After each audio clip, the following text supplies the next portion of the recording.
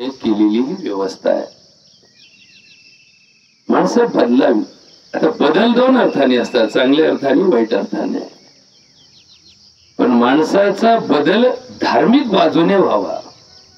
धार्मिकता हा एक रस्ता आहे आणि या रस्त्याने गेल्यानंतर या सकल समाजाचं कल्याण होतं. मग याला पर्यायी रस्ते अनेक आहेत. धर्माच्या विरुद्ध अनेक रस्ते आहेत. या रस्त्याने कदाचित स्वतःचं कल्याण होतंय असेल, पण स्वतःचं कल्याण करताना इतरांचं वाटोळं करण्याची प्रवृत्ती त्या रस्त्याने त्या कर्मामध्ये आहे. आणि म्हणून कोणाचं नुकसान न होता, कोणाला त्रास न होता, कोणाला उपद्रव न होता आत्मकल्याणाचा मार्ग म्हणजे धर्म. बस याच्या पलीकडे धर्म बिर्म या सगळ्या गोष्टी आपण एक डामडौल उभा केला. हा एक पत्त्याचा डाव उभा केला. मुख्य उद्देश माणसाने या रस्त्याने जाण्यासाठी प्रवृत्त करणं, याला प्रवचन म्हणतात. आणि म्हणून आजच्या प्रवचनासाठी निवडलेला अभंग संत सावता महाराजांच्या रस्त्याने जाणाऱ्या आमच्या पायिकाला वाट दाखवण्याचं काम ज्या तुकाराम महाराजांनी केलं. खर तर तुकाराम महाराजांचा जो प्रपंच आहे, गाथा प्रपंच, तो सार्वभौम आहे. त्याला अनेक लोक पाचवा वेद म्हणून जाणतात. तुकारामांचा गाथा ही पाचवा वेद आहे. ज्याने तो वाचला, ज्याने तो अनुभवला, ज्याने त्याचं चिंतन केलं, त्याला त्याचा अर्थ लक्षात येतो. एका ओळीवरून सुतावरून स्वर्ग गाठणाऱ्या माणसाला याच्याबद्दल फक्त थोडस अल्प तत्वज्ञान कदाचित कळू शकेल, पण ज्याने गाथा वाचली त्याला गाथेचा संपूर्ण गाभा कळाला. तो या गाथेला पाचवा वेद म्हणतो. आपल्या या सगळ्या गाथेचा, आपल्या या सगळ्या प्रवचनाचा, कीर्तनाचा उद्देश सांगताना तुकाराम महाराज एका अभंगामध्ये म्हणतात, धर्माचे पालन करणे पाखंड खंडन, हेच आम्हा करणे काम, बीज वाढावया नाम, तीक्ष्ण उत्तरे हाती घेऊन बाण फिरे, नाही बिडभार तुका म्हणे साना थोर. आता हा अभंग इतका व्यावहारिक आहे, इतका वास्तववादी आहे की याच्यावर आपलं लक्ष केंद्रित करणं आवश्यक आहे. परमार्थामध्ये ताकद आहे, परमार्थामध्ये फार मोठी शक्ती आहे, पण तिचा वापर करण्याची पद्धत मात्र आपल्याकडून बऱ्याच वेळा भ्रमात जाते. आपण एक दंभ पोसतो, आपण एक अहंकार पोसतो, आपण एक महत्व पोसतो, मित्व पोसतो, मी पोसतो. आता हे स्वार्थ वृत्तीची लक्षण आहेत. मित्व, मी मोठा, माझं ज्ञान मोठं, माझा अभ्यास मोठा, माझी संपत्ती मोठी, माझी सत्ता मोठी, माझं पद मोठं, माझा अधिकार मोठा. हे काय झालं? हे स्वार्थ वृत्तीचं मार्ग झाला. परमार्थ वृत्ती माणसाला मी कोणीच नाहीये, मी नाममात्र आहे, मी निम्न आहे, मी छोटा आहे, मी पराधीन आहे. मग मोठं कोण आहे? श्रीमंत कोण आहे? सत्ताधीश कोण आहे? मालक कोण आहे? मी नाही बाबा, पाया पडतो, मी नाही बाबा. तो मालक आहे, तो सत्ताधीश आहे, तो श्रीमंत आहे, तो राजा आहे, तो देव आहे. मी कोण आहे? मी भक्त, तू देव ऐसा करी. हा विचार क्षणाक्षणाला करणारा माणूस म्हणजे परमार्थिक माणूस. मग भले तो भजनात असू द्या, भले तो भजनात नसू द्या, भले तो दिंडीला जाऊ द्या, भले तो घरी बसून काम करू द्या, भले तो अंगठेबादर असू द्या, भले तो PhD झालेला असू द्या, हे सगळं नाटक बंद करून जो म्हणतो बाबा मी फार छोटा माणूस आहे, मी बडा मोठा नाही, हे सगळं त्याची कृपा आहे, ही सगळी त्याची लीला आहे. तोंड माझं आहे, विचार त्याचा आहे, भूमी त्याची आहे, आम्ही बसलेलो आहोत. आमच्यामध्ये हा विचार फक्त देवळात, सप्त्यात, दिंडीत आणि अशा काही छोट्याशा कार्यक्रमात रुजवला गेला. एकदा का मंडप सोडला, एकदा का सप्ताह संपला, एकदा का दिंडी संपली का बाया सावरून तयारच आम्ही. घेणं काय पडलं आम्हाला. दिंडीत फोन आला ना, अरे भाऊ पुढे नाही आलो इथं आता करमळ्याच्या पुढे सगळं. अरे ती शेजारीने ट्रॅक्टर आणला होता, नांगरलं त्यांनी 1 तास कडानी घातलं. त्याला म्हणलो मी, पण तू गावाला गेला, त्याच्यामुळे त्याला वाटलं चला बरं झालं येऊ नाही इथं, थांब थांब थांब दिंडी होऊन दे मग बघू त्याच्याकडं. मग कशाला बघू आता जरा दिंडी काय होऊन देतो, दिंडी होईन तर होईन का. पांडुरंग म्हणणार आहे का तुला बोला आला दिंडीला, तुझं आता प्रमोशन थांबितो, तुझ्या वावरात पाऊस पाडायचं थांबितो, तुझ्या तेवढ्या पुरतं आता नाटक नको करू, तू तुझ्या सगळं वाटोळ करतो. पांडुरंग त्याचंही भलं करतो ज्यांनी कधी आयुष्यात त्याचं नाव नाही घेतलं. पांडुरंग त्याचंही भलं करतो ज्यांनी त्याच्या विरोधात काम केलं. पांडुरंग त्याचंही भलं करतो की ज्यांनी त्याचं नामस्मरण केलं. मग हे नामस्मरण कशासाठी आहे? पांडुरंगासाठी आहे का? नाही, बीज वाढावं या नाम. आता हे बीज का वाढवायचं? आपण वावरात कस नाही राहिला, ते वावराची ताकद कमी झाली. आम्ही काय करतो, ताक पिरितो. तागाचं उत्पन्न कोणी काढलं का? ताक झाला मला 50 क्विंटल ताक झाला नाही. ताक का पिरितो? ताक पिरितो आणि ताक काढून टाकतो. ताक काढला की जमिनीचा पोत सुधारतो, जमिनीची ताकद वाढते, जमिनीचं उत्पन्न वाढतं. कोणी तागाचं पीक काढलं का? नाही काढलं. इतर पिकं काढायला तागाची मदत होते. तसा परमार्थ हे पीक नाहीये, हे साधन नाहीये, हे साध्य नाहीये. हे फक्त आपल्या जीवनात आपला जो व्यवहार आहे त्या व्यवहारात सदोषता निर्माण होऊ नये, काम क्रोधादी विकार व्यवहारात आमचे प्रदर्शित होऊ नये म्हणून ही लसीकरणाची पद्धत आहे. डोस लसीकरण हा उपचार नाहीये, लसीकरण हे होऊ नये म्हणून घातलेलं ट्रीटमेंट आहे. कोरोनाची लस का घेतली? मग लस घेऊन गुडघे गेले, उभे गेले काहींचे लस घेऊन. पण का घेतली? कोरोना होऊन मरण्यापेक्षा लस घेऊन थोडं का होईना आपलं सुरक्षित राहावं म्हणून घेतली. पण ती उद्योग केला एकासाठी, करायला गेलो मारुती झाला गणपती, निम्म्याचे खुबेच गेले, निम्मे संधिवातानेच आजारी पडले. याला म्हणले ती लस घेतली तेव्हापासून साधे दुखायला लागले. आता याच्यावर नंतर मी काही नाही, जागा नाही तर घोटाळा घालतात सारे जाताना माझ्याकडे पाठवून. एक तर मी आधीच याच्यावरती थकलेलो, त्याच्यात नका करू. पण सत्य काय? घेतल्यापासून लोकांना हे तर सत्य आहे ना. आता त्यातलं दुसरं सत्य असं आहे, ही लस भारतात आधी तयार झाली नाही. मग ज्या देशात ही लस तयार झाली त्या देशानेच कोरोना तयार केला ना. बघा बरं का, म्हणजे लोकांना कसं असतो, तुम्हीच आत टाकायचं आणि 10 मिनिटाला तुम्हीच उभं राहायचं आणि मला सोडा का नाही तुला. गुतावलं कोणी होतं? तू आज गुतावलं होतं बाबा, तू आज गुतावलं होतं. पण सोडायला आला का ते शेवटी माणूस काय लक्षात ठेवतो, शेवटचं सोडायला आता बरं का. पण जर विचार केला तर गुतावला कोणी होता? यानेच गुतावला होता. तसं हे कोरोनाचं जे होतं ना लफडं, हे लफडं ज्यांनी तयार केलं त्यानेच मिटावलं, त्याच्यावर त्याचं भागून घेतलं त्यांनी. म्हणजे हे जग, म्हणजे आपल्याला याच्यात भ्रामिक तत्वज्ञानाचा भाग आहे की आसुरी शक्ती पहिल्या तलवार घेऊन हिंडायच्या, काठ्या कुऱ्हाडी घेऊन हिंडायच्या, बंदुका घेऊन हिंडायच्या, तोफगोळे घेऊन हिंडायच्या, पार हे रडार घेऊन हिंडायच्या, पार हे अस्त्र ब्रह्मास्त्र घेऊन हिंडायच्या. आता आसुरी शक्तीला हे करायची गरज राहिली नाही.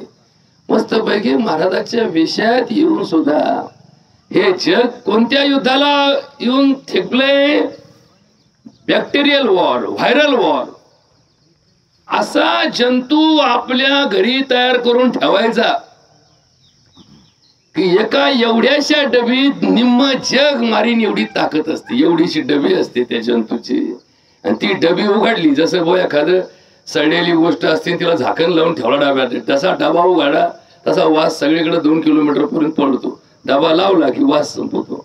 तशा या काही आसुरी शक्ती जगामध्ये अशा काही पोसायची काम चालू आहे की एक डबी उघडली की एक व्हायरस जगामध्ये पसरतो, जो व्हायरस मानवी पेशींनी कधी अनुभवला नाही असा तो जगामध्ये एकदा पसरला की मानवी पेशीला त्याचं ज्ञान व्हायच्या आत त्याचा विध्वंस झालेला असतो.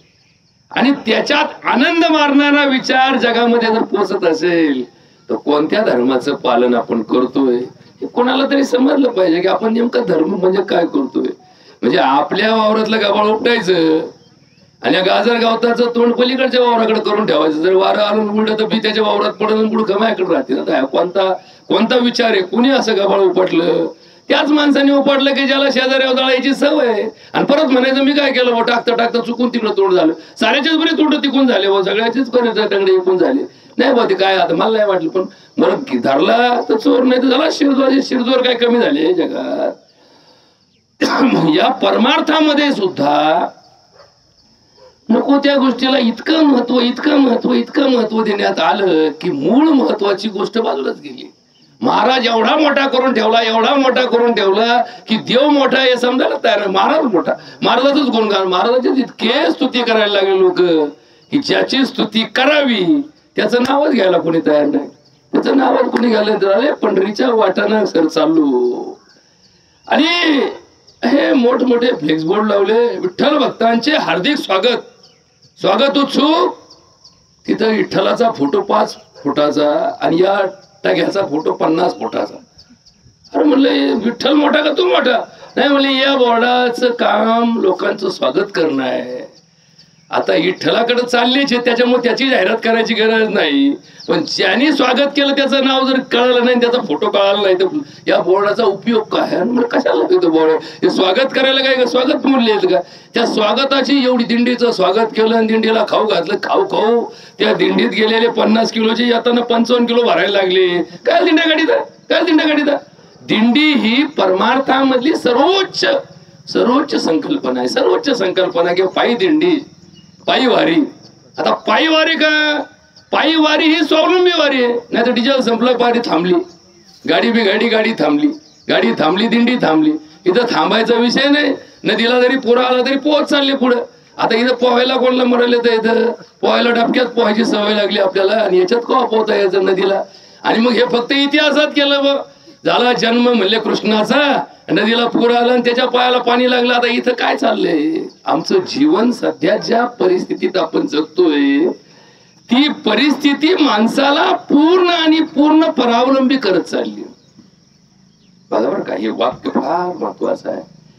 सध्या माणसाची जी आधुनिकता आहे, ही माणसाला पूर्ण परावलंबी करून टाकते. आली टाकळीत, माझ्या मोबाईलला रेंजच नाही, गेला कामातून गेला. अरे तू मग शाबू दे. टाकळीत तुझ्या मोबाईलला टावरला रेंज नाही, गेला कामातून. समोर जाऊ बोल हॅलो. आता याला जर म्हणावं घरी फोन करायचा तर याच्या मोबाईल मध्ये नंबर सेव्ह असेल तर ठीक आहे, नाही याला घ्यायचा स्वतःचा नंबर सुद्धा लवकर पाठ नाही. तो बी म्हणतो माझा नंबर का तुम्हाला सांगतो. आता 10 आकडे पाठ करायला एवढे आहे का? लोकांनी पहिले 2.5 की 5 चौकी सगळ्या पाढे पाठ केली. याला काही पाठ नाही. सगळं परावलंबी झालं तर काहीच नाही राहिले. याचं काही नाही. याच्या डोक्याचं खोकं करून ठेवलं आणि या खोक्यांचं डोकं करून ठेवलं. बघा हे खोकं म्हणजे काय झालं? डोकं झालं. आणि याचं डोकं काय झालं? खोकं झालं. मग असे परावलंबी करून काय होणार आहे? एक दिवस गोत्यात येणार आहे. काय येणार आहे? गोत्यातच येणार आहे. सर्व सुखाची या आशा जन्म गेला, क्षणिक मुक्ती यत्न नाही केला, हिंडता दिशा शिन पावला, माया विष्टीला जीव माझा. एकुलता एक लेख हिंदू अमेरिकेत आहे. बाप मेला इथं अटॅकनी ना अमेरिकेतून यायचं त्याला. तुम्ही म्हणला मला वेसान पासपोर्टला 8 दिवस जाते आणि तिथून पोहोचायला 10 दिवस जाते, तुम्हीच मौत करून टाका, दावा करून टाका, काय लेख जन्माला घातला. नाही म्हणले बाबा त्याचं ते मोठं पॅकेज आहे, असं झालं तर मग ती लेख आहे तिकून म्हणतो तुम्हाला ऑनलाईन पैसे टाकले. तर मग पैसा करता जर मौती करायच्या होत्या तर काही लोकांनी मौती करून पैसे कमवले नाही का? लोकांना मारायचे परत त्याचे पैसे घ्यायचे. पूर्वी आसुरी आपण जे दैत्य वाहलं, दैत्य म्हणजे काय, लोकांचे वाटोळे करायचे आणि परत त्याच्या मुंडक्या पाहिजे उभं राहायचं, म्हणजे त्याला घ्यायचं आणि चल दाखव मी निपटीतो आता. मग याला काय म्हणतात आसुरी. आता आसुरी रस्ता आणि दैवी रस्ता एक असू शकतो का? नाही. यांच्यामध्ये एखादा बायपास असू शकतो का की दोन्ही गाड्या एकूण जात्या या रस्त्याने? हा तर सगळ्यात मोठा घोटाळा आहे. हा तर सगळ्यात मोठा घोटाळा आहे की रस्ता एवढा रुंद करून ठेवला की आसुरही तिथून चाललाय, देवही तिथून चाललाय आणि कळायलाच मार्ग नाही राहिला की आसूर कोणता आणि देव कोणता. पण वरून दिसायला आसूर असा देवासारखा अवतार करून बसतो आणि देव आपला बिचारा काय, त्याला म्हणतो मी देवाचे म्हणल्यावर मला काय अवताराची गरज नाहीये, तेव्हा आपला नाटक करीत नाही, तेव्हा आपला हायतातच राहतो. आणि मग याच्यातून समाजामध्ये फार मोठी विषमता आणि फार मोठा भ्रम निर्माण झाला. धीधृती स्मृती विभ्रष्टा कर्म यत् करोते अशुभम प्रज्ञापराधम तद उच्यते सर्व एवं प्रकोपनम. हा प्रकोप जो आहे ना, प्रकोप, हा प्रकोप थांबवण्यासाठी संतांनी कामं केली. संत जे जे करत होते ते जाणत होते की हे चुकतंय. लग्नामध्ये संस्काराचं महत्व कमी होत चाललंय आणि सोहळ्याचं महत्व वाढत चाललंय. संस्कार कमी झाल्याचे दुष्परिणाम भोगायची वेळ आली. होणाऱ्या 100 लग्नापैकी 50 लोकांचे 5 वर्षात घटस्फोटाला अर्ज चाललेत आणि काय लग्न विधी करत बसले. नाही म्हणले लग्न लय मोठं केलं, काय लग्न होतं, काय ताट होते, काय जेवण होते. जेवणाची तारांबळ होती तर मग लग्नापेक्षा यांना घरी अनुदान देऊन टाकायचं ना प्रत्येकाला. भाऊ हे लग्नाची पत्रिका धर आणि तुझ्या खात्यात 500 रुपये जमा करतो, तू तिकडे काय खायचं ते खा. आता इकून तिकून लग्न सोयीस्कर देवाच्या नावाने चालवायला लागले. आणि हळूच डॉक्टर साहेब आज घडकणे रे बरं का, या संध्याकाळी जेवायला.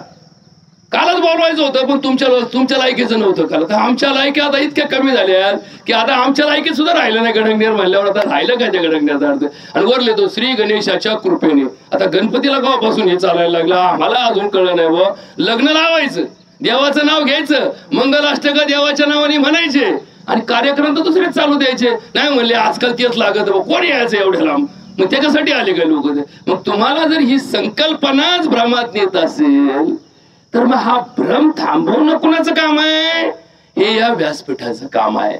हेच एकमेव व्यासपीठ असं आहे, ही एकमेव गादी अशी आहे की ज्याच्यातून माणसाला सत्य समोर आणून द्यावं, हा आरसा समोर ठेवावं. भव्य असं आहे बरं का. कोणी सांगितलं? तुकाराम महाराज काय म्हणले? धर्माचे पालन करे पाखंड खंडन आम्हा करणे हेच काम, बीज वाढावया नाम. आता तुम्ही म्हणाला आम्ही काय धर्म सोडले का, आम्ही काय झेंडे इकले का, आम्ही काय झेंडे जाळले का, आम्ही काय झेंडे घेतले नाहीत का. बघा ही सगळी संकल्पना थोडीशी वास्तवात समजून घ्या. जर माणसात देव आहे हे तत्व प्रभावी आहे तर मग दगडाचे मंदिर उभे करण्याची गरज काय. देऊळ बांधलं 10 लाखाचं, 20 लाखाचं, 50 लाखाचं देऊळ बांधलं, त्या दगडाचा पाया, त्या देवळाचा पाया दगडांनीच भरला, त्या देवळाचा सभा मंडप दगडांनीच केला. दगड काय, सिमेंट काय, वाळू काय, मीठ काय, सगळं काय दगडच येत ना. सिमेंट म्हणजे काय, दगडाचाच एक प्रकार आहे. वाळू म्हणजे काय, दगडाचाच एक प्रकार आहे. वीट म्हणजे काय, दगडाचाच एक, मातीचाच एक प्रकार आहे. मग बांधलं मातीने, त्याच्यामध्ये मूर्ती आणून ठेवली. कशाची आणून ठेवली? दगडाचीच आणून ठेवली ना. केला दगडाचा विष्णू, कला पाषाणाचा विष्णू, परिपाषाण नव्हे विष्णू. विष्णू पूजा विष्णूसी पावे, पाषाण रहे पाषाण रूपे. ब्रह्मानंद पूर्णा माझी त्याने केली ही वांगणी, तुका म्हणे ज्याची पूजा तेनीच घेणे, आम्हा पाषाण रूप राहणे.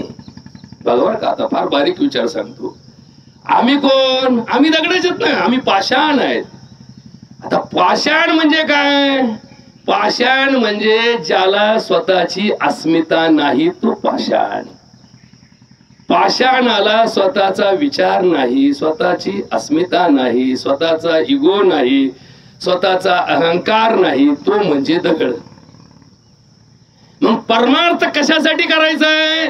दगड होण्यासाठी करायचा. दगड मला दगड करता का आता? म्हणजे मी एवढा अभ्यास केला, मी एवढी गाथा पाठ केली, मी एवढा हरिपाठ म्हणतो, मी एवढ्या दिंड्या केल्या, मला दगड म्हणताय? आणि मग केलं काय तू? विषय तो त्यांचा झाला नारायण, न आवडे जनधन माता पिता. आता तुम्ही म्हणाल मग आईचा स्तुती करायची सोडून तुम्ही न आवडे जनधन माता पिता म्हणताय, मग आईला आवडत नाही का मी? का मग आईला नको म्हणतोय? विचार फार महत्वाचा आहे, विचार फार महत्वाचा आहे. आई वडील हे माझे नैमित्तिक देव आहेत, नैमित्तिक देव आहेत. त्यांनी मला जन्म दिला म्हणून ते देव आहेत.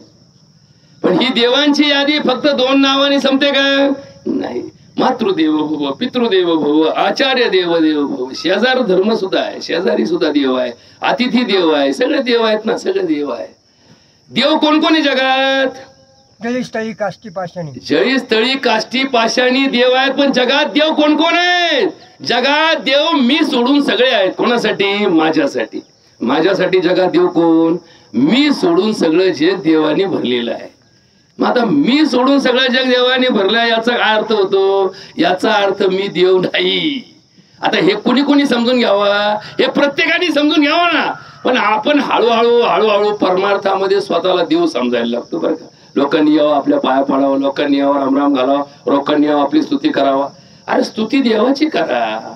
स्तुती महाराजांची करून करून महाराज मोठे झाले, देव बारीक व्हायला लागलाय. बघा थोड्या डोक्यात लोकांच्या काढून टाका ही गोष्ट. स्तुती पाठक, त्याला स्तुती पाठक म्हणतात. पाठक हे त्याच्यावर जास्त बोलत नाही, पण स्तुती पाठक. आम्ही कोण झालो? स्तुती पाठक झालो. लय भारी, लय भारी. काय भारी?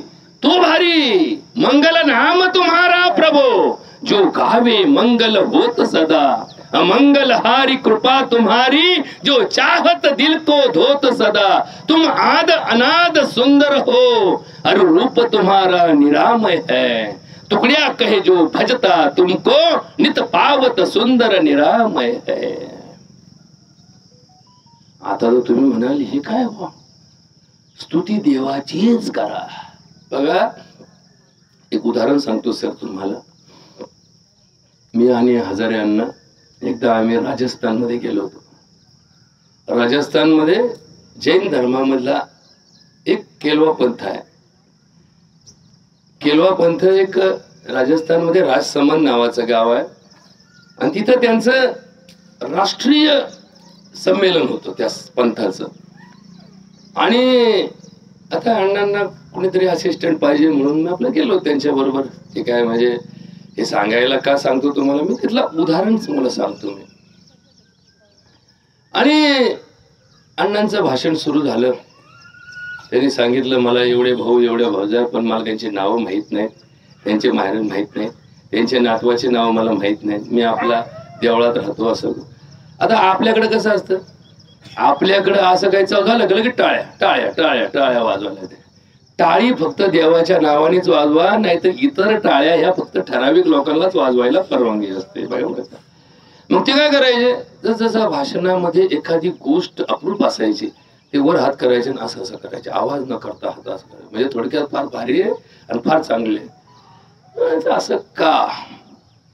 मग त्यांचे एक साधू होते, जैन साधू होते. त्यांना मी विचारलं, महाराज हे तर मी पहिल्यांदाच माझ्या आयुष्यात पाहिलं की कोणी टाळी वाजवत नाही, नुसतं हात असा करतोय. मग ही परंपरा विचारल्यानंतर त्यांनी मला सांगितलं की हे तर सगळ्यात मोठं दुखणं आहे. माणसाने माणसासाठी टाळी वाजवली का माणसाचा कार्यक्रम झालाच. टाळी फक्त एकदाच वाजवायची. कधी नवरदेवाने नवरीला हार घातला, नवऱ्याने नवरीला हात घातला, आपण काय म्हणतो? टाळी वाजली. तेवढी एकच टाळी असती. कारण त्या दोघांचं नाव काय असतं? नवरदेव. आणि नवर देवी, देव आणि देवीचं लग्न असतं. त्यात आमच्या नवऱ्याचं नाव काय, नवरीचं नाव काय, याला काही महत्व नाही. हा सगळ्या धर्मामधला सगळ्यात मोठा विषय असा आहे की लग्न हे लक्ष्मी नारायणाच्या जोड्यासाठी ठेवलं जातं. आता काही लोक याला राम सीतेची उपमा देतात, काही याला राधा कृष्णाची उपमा देतात, काही याला शंकर पार्वतीची उपमा देतात, काही याला विठ्ठल रुक्मिणीची उपमा देतात. विठ्ठलासारखा नवरदेव दिसतो, रुक्मिणीसारखी बायको दिसते, राधेसारखी बायको दिसते, कृष्णासारखा नवरदेव दिसतो. पण या धर्माचा पाया ज्या आधारावर उभा आहे तो ब्रह्मदेव, तो विष्णू आणि तो महादेव. यापैकी विवाह संस्था ही लक्ष्मी नारायणाच्याच जोड्यासाठी निर्माण केली. बरोबर का? घरात कोण आणली? लक्ष्मी आणली, पार्वतीने आणली बरं का घरात. बघा नीट ऐपास करा तुम्ही. आता बारीक बारीक सांगतो तुम्हाला. आमचा फार मोठा भ्रम आहे. घरात रुक्मिणीने आणली, घरात लक्ष्मी आली. म्हणून तर प्रत्येक लग्नानंतर स्त्रीचं काय केलं जातं? लक्ष्मी पूजन केलं जातं. का कुणी राधा पूजन केलंय, कुणी पार्वती पूजन केलंय, कुणाच्या घरामध्ये रुक्मिणी पूजन केलंय. हे सगळं समजून घेत चला बरं का. हे सगळं समजलं तरच आपल्याला अर्थ कळेल. का बरं लक्ष्मी नारायण म्हणतात याला? कारण लक्ष्मी ही त्या घरामधलं पावित्र्य वाढवण्यासाठी आलेली एक आपल्या घरातली देवी आहे. मग तिला तिथून पुढे जबाबदारी काय? त्या घराचं पावित्र्य वाढवणे, त्या घराचं सौंदर्य वाढवणे, त्या घरातील विचार सुंदर ठेवणे, त्या घरात कायम वातावरण मंगलमय ठेवणे. आता हे मंगलमय ठेवण्यासाठी काय करावं लागेल? प्राप्त परिस्थिती किती चांगली आहे हे समजून सांगावं लागेल. काय करावं लागेल? प्राप्त परिस्थिती किती चांगली आहे ते समजून सांगावं लागेल. म्हणजे काय? एक ग्लास तुमच्या समोर ठेवला, पाण्याचा म्हणा, त्याला कशाचा म्हणा, पाण्याचा म्हणा, आणि त्या ग्लासामध्ये अर्धा ग्लास पाणी भरून ठेवलं. आता निम्मे लोक म्हणतील अर्धा ग्लास भरलेला आहे, निम्मे लोक म्हणतील अर्धा ग्लास रिकामा आहे. आता रिकामे म्हणजे काय? रिकामे म्हणजे ह्याला निगेटिव्ह विचार करा, याला नकारात्मक विचार म्हणतात ना. अर्धा ग्लास रिकामा आहे राव, एवढा अजून राहिलंय, पण अर्ध भरलंय हे सांगणारा माणूस सकारात्मक विचार करतो. त्या स्त्रीने त्या परिवारात प्रत्येक गोष्टीचा त्या दिवशीपासून सकारात्मक विचार करावा, सकारात्मक विचार करावा. अरे नशीब माझं चांगलंय, सासू सासरे जिवंत आहेत. का बरं? अरे सासू सासरे नसते तर आमच्या घरामध्ये मला आधार कोणाचा होता? आणि त्याच्या उलट तिने उलटा विचार केला, सासू सासरीची ब्याज जर कटली नाही तर आम्ही आमच्या राजा राणी संसार करू. कोणत्या राजाचा संसार दोघात झालाय? कोणत्या राजाने प्रजेविरुद्ध राज्य केलंय? प्रजा सोडून राजा जातो का? तो राजा मोठा ज्याची प्रजा मोठी. पण इथं प्रजेविना राजे झाले, प्रजेविना राजे झाले, त्यांचीच घोटाळे झाले. बरोबर का? म्हणजे थोडक्यात आता इकडं राजकारणात बोलायचं म्हणलं ना शेडगे डॉक्टर, तर मतदारसंघाविना आमदार झाले. नाही म्हणले मतदारसंघात चालत नव्हतं, आमदार झाले. अहो पण शेवटी आमदाराचं महत्व कुठे? जो मतदारसंघातून आला, मतदारसंघातून आला तो आमदार का झाला? जनतेचा राजा झाला ना. त्या राजा अनेक प्रकारचे, तिकडे नाही जमलं ना इकून राजे झाले. अहो मला राजा कसं काय झालं तुम्ही? नाही इकून नाही जमलं आम्ही इकून राजे झालो, तिकून नाही जमलं आम्ही तिकून झालो. असे राजपद भोगणारे आणि राजस्व टिकवणारे या दोघात फरक आहे. राजस्व हे भोग नाहीये, राजभोग नाहीये. हा राजा ही सगळ्यात मोठी जबाबदारी आहे. अरे पूर्वी राजवाडे जे असायचे ना, त्या राजांचं एक वैशिष्ट्य असायचं. दुपारी राजाच्या भोजनालयामध्ये जेव्हा सकाळचा दरबार पूर्ण व्हायचा, नीट ऐकून घ्या बरं का महाराज, ही सगळ्यात मोठी शोकांतिका आहे, आपल्याला कळत नाही. दुपारच्या मध्यान्ह भोजनाच्या वेळी राजासाठी पाची पक्वान्न करून ठेवलेली असायची. सुंदर ताट, सुवासिक अशी अत्तर टाकून, उदबत्त्या लावून सगळं वातावरण प्रसन्न केलेलं असायचं. आणि राजा जेवायला बसायच्या आधी आपल्या मंत्रिमंडळाला बोलवायचा आणि विचारायचा, राज्यात कुणी उपाशी आहे का? बरोबर का? राजा कशाला म्हणतात? खरे. आणि मग असाच एका राज्यामध्ये एका राजाला एका शिपायाने सांगितलं, प्रधानाने सांगितलं, राजे उपाशी नाही तापाशी नाही. आता तापाशी म्हणजे काय, कुणी आजारी पण नाही कुणी उपाशी पण नाही, पण आपल्या राज्याच्या सीमेच्या कडेला आपल्याच भूभागामध्ये एक माशाचा गोळा म्हणजे एक अनोळखी माणूस पडलेला आहे, तडपतोय, इवळतोय, कंतोय. राजाने ताट झाकून ठेवलं.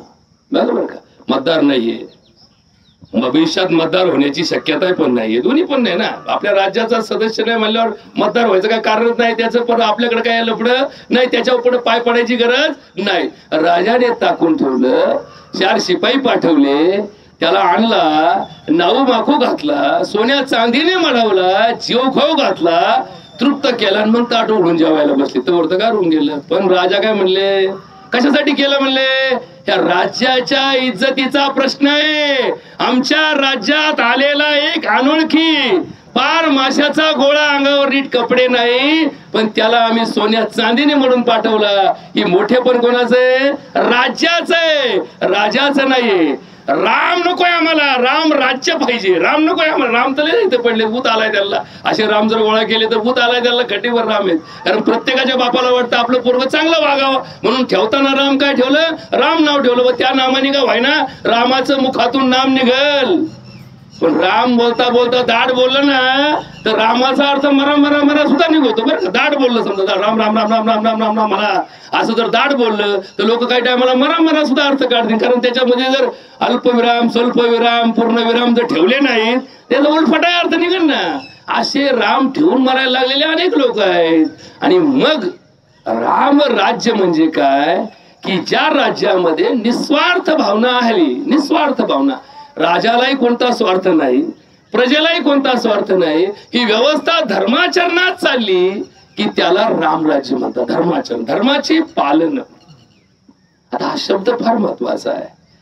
धर्म म्हणजे काय हो, आता धर्म हा शब्द अनेक ठिकाणी अनेक अर्थाने वापरला गेला. जगामध्ये असणाऱ्या विविध समुदायापैकी हिंदू धर्म, मुस्लिम धर्म, ख्रिश्चन धर्म, बुद्ध धर्म, जैन धर्म, यहुदी धर्म, पारसी धर्म, असे धर्म. खरं तर हे धर्म समुदाय जे आहेत ना, याचं एक उत्तर शोधत शोधत शोधत आपण गेलो की आपण या जगाची उत्पत्ती शोधली. तर या जगामध्ये सगळ्या धर्मांनी हे मान्य केलंय, सगळ्या धर्मांनी हे मान्य केलंय की जगामध्ये सगळ्यात पहिल्यांदा एकच पुरुष आणि एकच स्त्री आलेली होती. जर एकच पुरुष आणि एकच स्त्री आली तर यांचे 7 धर्म त्यावेळेस नव्हते. आता हिंदू धर्मातला जर विचार केला तर त्याला आदि पुरुष म्हणतात, आदि पुरुष म्हणतात. म्हणजे जो आदि पुरुषी अखंडित मौली म्हणतात ना, आदि पुरुष म्हणतात. इस्लाम धर्मामध्ये अर्थ शोधला तर त्याला आदम अली सलाम म्हणतात. म्हणजे तो पहिला धर्माचा प्रेषित की ज्याला आदम अली सलाम. तोच माणूस हिंदूंनी आदि पुरुष सांगितला, तोच माणूस मुसलमानांनी आदि सलाम, आदम अली सलाम सांगितला. तोच माणूस बायबल मध्ये ख्रिश्चनांनी ऍडम म्हणून सांगितला, ऍडम म्हणून सांगितलं, ऍडम. आणि तोच माणूस जगाच्या पाठीवर जर एकच जन्माला आला असेल, पहिल्यांदा लोकसंख्या 1 पुरुष आणि 1 स्त्री एवढीच असेल, तर ही छोटी छोटी दुकानं का वाढली. तसे वायली निघले ना, भाऊ भाऊ भाऊ भाऊ वायली निघले, याचं तोंड इकडं याचं तोंड इकडं. का म्हणले तुमचा वाडा तर पहिला भरला नाही. म्हणले आता आम्ही वायली निघलो, त्याला गाय देऊन टाकले, याला बैल देऊन टाकले, याला जनावर देऊन टाकले, याची आई याच्याकडे राहते, बाप त्याच्याकडे राहतो. म्हणजे आई बापाची जिवंतपणी ताटातूट करायचं काम कुणी केलं, आमच्या वायल्यानी केलं ना, वायल्यानी. अरे फार पूर्वी हा धर्म इतका इतका इतका प्रचंड शाबूत होता की 4 पिढ्या एकत्र जगण्याची ताकद या धर्मामध्ये होती. 4 पिढ्या. हा वाडा आहे ना, या वाड्यामध्ये 150 लोक राहतात. हे 150 लोक सख्खे भाऊ आहेत का, नाही. अहो हे माझे चुलत चुलत चुलत भाऊ आहेत, पण तरी आम्ही एकत्र राहतो. आमचे व्यवहार एकत्र आहे, आमचं सगळं प्रपंच एकत्र आहे, आमचे कारभारी सगळं पाहतात आणि आमच्यावरती याची कुठली गोष्ट अशी नाही की आमच्यावर कुठं अन्याय झाला. मग हे वायली निघायचं फॅड कुठून आलं. आता वायली निघायला तर लय, आता तरी समजा आपल्याकडे समजू शकतो, लग्न होऊन 20 वर्ष झाले, आता पोरं मोठे झाले आणि मग आता या जोन जावाचं पटाना म्हणून वायली निघाले. आता वायलीचं एवढं मोठं दुखणं आलंय एका बापाला एकच पोरगण ते बापापासून वायली राहायला लागलं. आता वायली निघायला तरी काहीतरी कारण पाहिजे ना. काहीच नाही. आता तर अमेरिकेत वायली निघायची एवढी पद्धत आली की पोराच्या लग्नाच्या आधी सासू विचारते, तुमच्या मुलाच्या नावावर फ्लॅट आहे का? तो राहायला गेला का तिकडं? किती दिवसापासून राहतो तिकडं? तो जर तिकडं राहत असेल तर आमची पोरगी त्याला देतो, नाही तर तुमच्या संग आमची पोरगी नांदणार नाही. आता हे काय अमेरिकेतच फ्लॅट आहे का? आजही पुण्यात चला, आजही पुण्यात चला, तुम्ही बघा असे इटके शोधून काढा. 10 लाखाचे पॅकेज, 20 लाखाचं पॅकेज. सासू आता बरोबर सासूच्या ताब्यात डाव आला ना. आता पोरगी ज्याची त्याला सध्या लय मार्केट आलंय.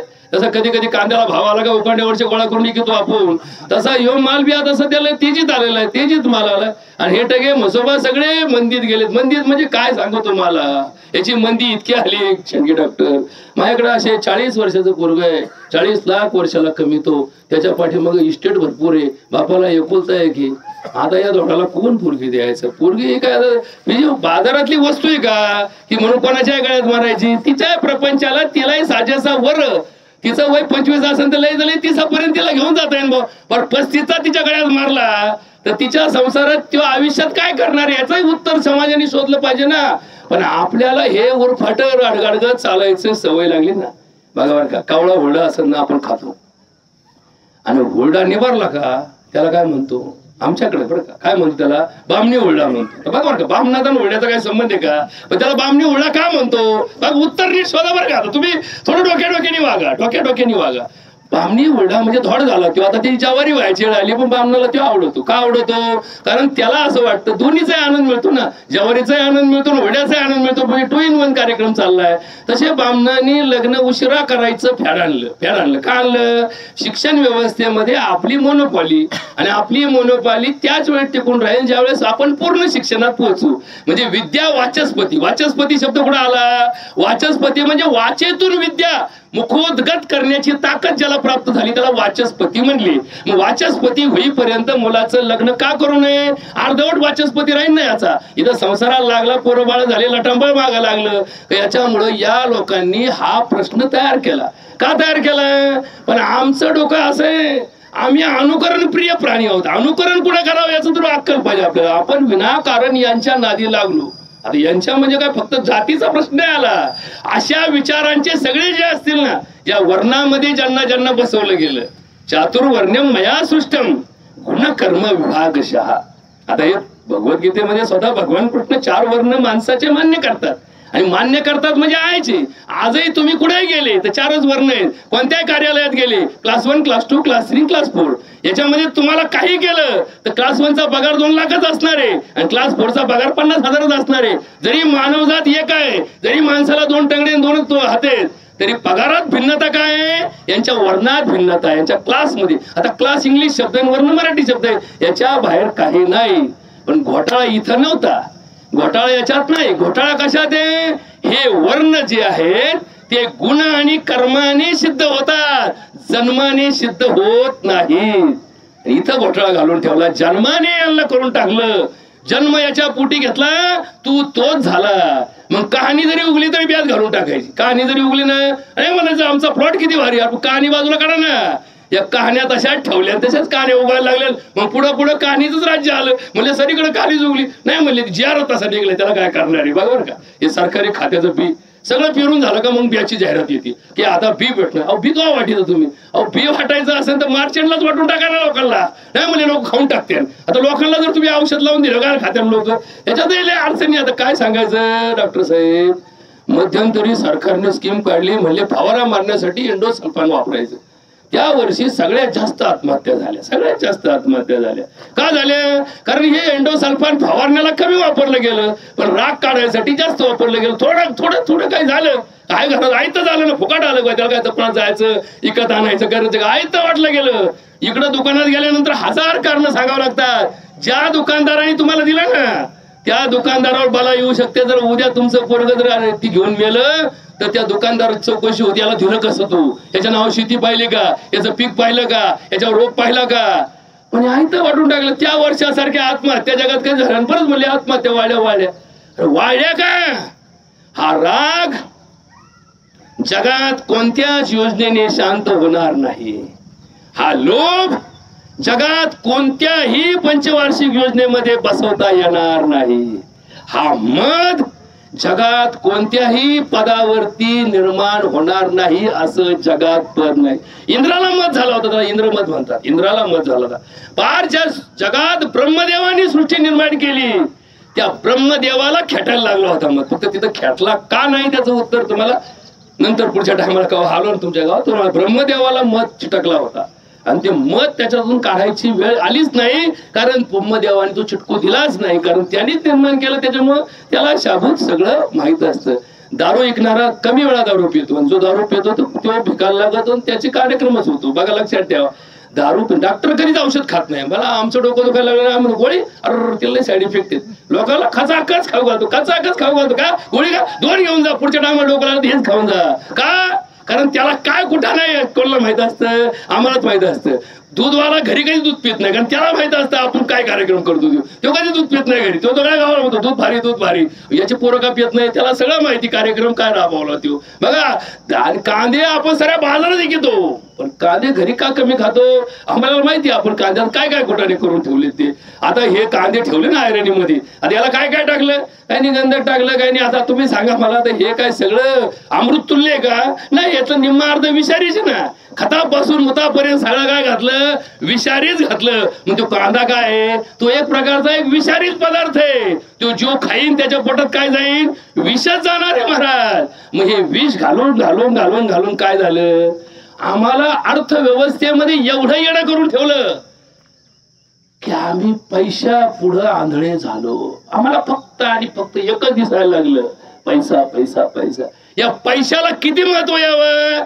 पंढरपूरला स्कीम काढा, मी तुम्हाला जाहीर सांगतो, पंढरपूरला स्कीम काढा की जो पंढरीच्या वारीला येईन, कसा काय येईन, विमानाने येऊ, हेलिकॉप्टरने येऊ, पायी येऊ, कसा येऊ, जो पंढरपूरमध्ये येईन त्याला 500 रुपयाचं अनुदान जाहीर करा. एक बारी लावा आणि एकीकडे पांडुरंगाच्या दर्शनाची बारी लावा. बघा ऑटोमॅटिक पांडुरंगाच्या दर्शनाची बारीची रांग कमी होईल आणि इकडं तुम्हाला 7 मजले काय 70 मजले सुद्धा पुरायचे. लोक म्हणजे पदरात पडून घ्या. पांडुरंग तर 24 तास त्याला कळसाला पाहता येतं, पण पैसा कळसावर दिसतो का, पैसा तर काउंटरलाच भेटतो ना. सब पैसे के भाई अपना साथी नहीं कोई, अपने पल्लों में पैसा होए तो सभी खुशामत करते, जब अपने पर वक्त पड़ेगा कोई साथी नहीं चलते. माय बाप भाई जोरू और बहन साले, जिनका यारो भला किया वो भी मिठा ना बोले.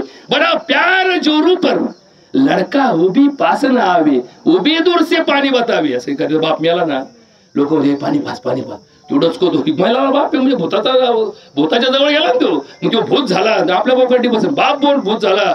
बाप चांगला होता पण भूत बेकार असतं ना, तो असा दचकत पाणी असा लांब जस काय बा आपला स्पर्श करंट लागेल ना, आपलं करंट इकडे करंट लागून निम्मे मेले गावचे, साप चावून निम्मे मेले. कुणी कधी व्यवस्था पाहिली की या गावामध्ये उंदीर किती, या गावामध्ये घुशी किती, या गावामध्ये बिळ किती, या गावामध्ये नागोबा किती. पाऊस पडला रे पडला का कार्यक्रम झाला, मग याची तयारी काय आत्ता करावं लागते का. अरे आपण उन्हाळ खडे घालतो कशासाठी, जेठोळीला पेरायसाठी घालतो. जेठोळीचा उन्हाळ खड्याचं किती अंतर आहे, 3 महिन्याचं अंतर आहे. मग 3 महिन्याच्या अंतरापूर्वी आपण मशागत चालू आवराची करतो. या समाजाची मशागत कधी चालू करायला पाहिजे, जन्माच्या आधी 2 वर्ष चालू करायला पाहिजे, तेव्हा हे पोरं जन्माला घातले पाहिजेत. 2 वर्ष आधी जर मशागत चालू केली तर या जन्माला आलेला पुत्र कुळी कन्या पुत्र होती, जे सात्विक तयाचा हरिक वाटे देवा. कधी जन्माच्या आधी 2 वर्ष. का बरं जन्माच्या 2 वर्ष, 1 वर्ष त्या आईवर संस्कार व्हायला पाहिजे, तेव्हा तिच्या पोटात वाढणारा गर्भ संस्कारित होईल. ती आई जर इकडे धांगडधिंगा करत असेल तर तिचा संस्कार त्या पोरावरती काय होणार आहे. आणि परत म्हणतो आमचं पोरगं डान्सलाच जातं, आमचं पोरगं त्या कॅबरेलाच जातं, आमचं पोरगं डीजे पुढून नाचत. आता तू आयुष्यात काय केलं, तू या लग्नाचे नीट व्हिडिओ पाहा, तू काय केलं ते. नवरदेवाचे व्हिडिओ काढा, नवरीचे व्हिडिओ काढा. म्हणजे इकडे मंगल अष्टकाला ब्राह्मण म्हणतो तिंदा अरे होम चालू, तुमचा होम तुम्हीच करा, तुमचा होम तुम्हीच करा, माझा हे सगळं बस्तारा आलंय, माझे हे आलं, याचे फोटो त्याचे फोटो. होम नाटक चालू झालं. होमाचं काय झालं, नाटक चालू झालं. आणि जेव्हापासून देव नाटकात गेला, लक्षात ठेवा महाराज, जेव्हापासून देव नाटकात गेला तेव्हापासून आमचं भजन झालं. आम्ही चंदन लावायला लागलो, लोकांना टोप्या घालायला लागलो. लोकांना आम्ही टोपी घालायचं बंद केलं. का बंद केलं, कारण आम्हाला वाटलं हे प्रतिष्ठा कमी करणारं लक्षण आहे. आम्ही लोकांना टोप्या घालायला लागलो, लोकांना चंदन लावायला लागलो, लोकांना बुक्के लावायला लागलो. आम्ही बुक्के कमी लावायला लागलो, लोकांना बुक्के